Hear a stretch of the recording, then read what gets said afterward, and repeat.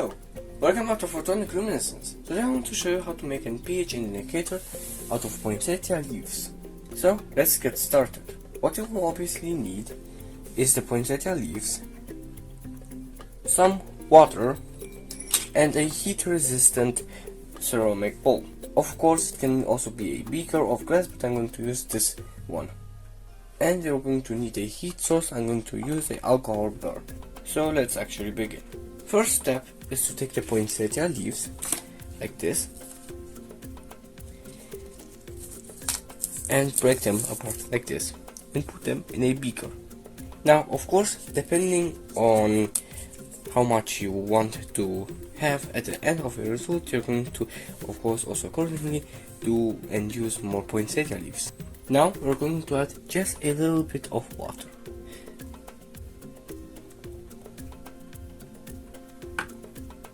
Now, using a glass rod, I'm going to kind of press out the leaves just like this. Do this until the solution will color reddish. Now the water has become a bit more reddish. Now we're ready for the next step.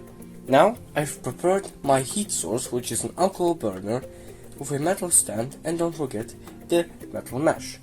Now I'm going to take my extract, my mix actually, and I'm going to put in, of course, with water and with leaves like this. I'm not going to put too much of it, kind of like this. And now we are ready to ignite. And now we're going to wait for it to boil.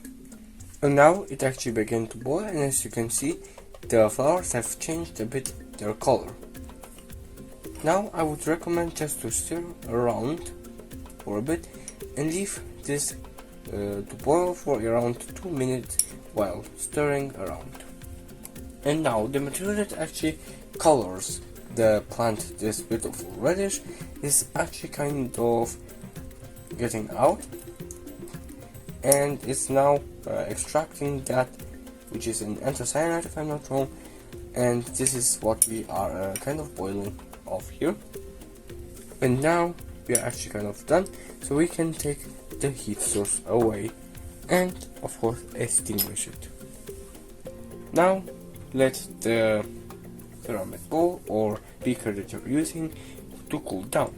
And now I'm going to transfer the content. I'm going to try to actually separate the leaves, and I'm going to pour it in this separate beaker. And now we're going to actually test if it works as a pH indicator. I'm going to pour in here and here a bit. Now I've had some hydrochloric acid, and as you can see, it is red. This is original color. So with acid it makes this beautiful red.